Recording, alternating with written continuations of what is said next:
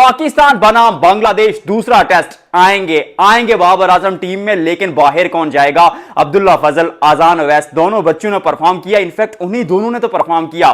तो फिर क्या आप इमाम उल हक को ड्रॉप करेंगे, सऊद शकील को ड्रॉप करेंगे? और यह भी खबर चल रही है कि शाहीन शाह अफरीदी को टाटा बाय बाय कर दिया जाएगा। There is a lot to talk about. लेकिन उससे पहले यह पिच देखिए। वो कहते हैं हमें नाचने का शौक था और उसे नचाना आता था। आई मीन बांग्लादेश भी ऐसा ही कर रहा पाकिस्तान के साथ के ये फंसते हैं नीली पिचेस पर, ये बाउंस वाली पिचेस पर फंसते हैं। नीली पिचेस मतलब ग्रास वाली पिचेस जिसमें वो एक्स्ट्रा पेस एंड बाउंस होता है। पिंडी के मैदान पर पाकिस्तान ने बांग्लादेश के लिए वो जाल बुना था, खुद फंसे थे उसमें। और फिर जब पाकिस्तान टेस्ट खेलने बांग्लादेश गया तो एक दफा फिर फंसा और ओडीआई भी हराया बांग्लादेश ने पाकिस्तान को।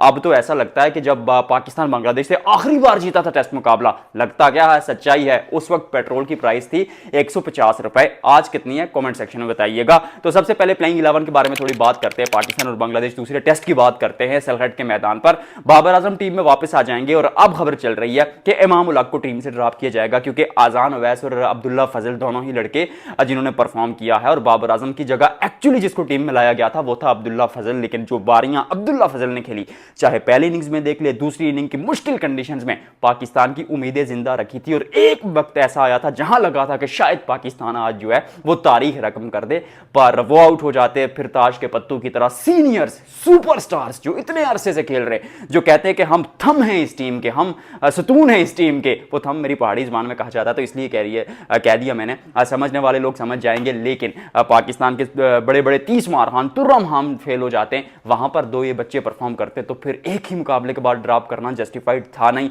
सऊद शकील पिछले 3 साल में टेस्ट क्रिकेट में पाकिस्तान के लिए सबसे अच्छा खेले। उनके साथ सलमान अली आगा, उनकी भी एवरेज ठीक ठाक रही है। और अगर देखा जाए रिजवान को, तो रिजवान मतलब आप विकेट कीपर, उनको ड्रॉप करके गाजी गोरी को इन कंडीशंस में तो खिला नहीं सकते, तो फिर नीचे से आप किसी को छेड़ सकते नहीं है। ऊपर ही आपके पास ऑप्शन बचता है, वो बचता है इमाम उल हक का। तो इमाम उल हक जो पहली इनिंग्स में अच्छा खेले थे, कुर्बानी का बकरा बनेंगे।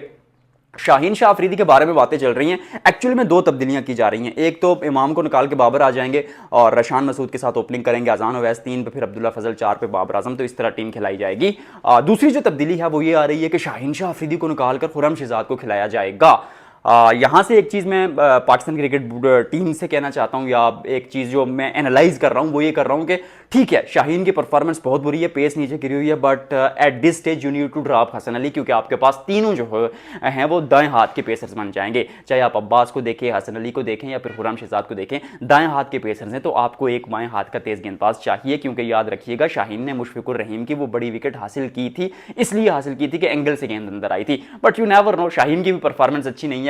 नॉट टू डिफेंड हिम कि वो अच्छा कर रहे हैं, बहुत बुरा कर रहे हैं। इवन इतना बुरा कर रहे हैं कि शायद इससे बुरा कोई तेज गेंदबाज कर ही नहीं सकता। लेकिन वो राइट लेफ्टी कॉम्बिनेशन रखने के लिए, क्योंकि समटाइम्स आपको एंगल चेंज करके गेंदबाजी करनी पड़ती है, तो आप शाहीन को खिला सकते हैं। एक और तब्दीली जिसके बारे में आई एम श्योर कि पाकिस्तान क्रिकेट टीम बात कर रही होगी, वो है साजिद खान।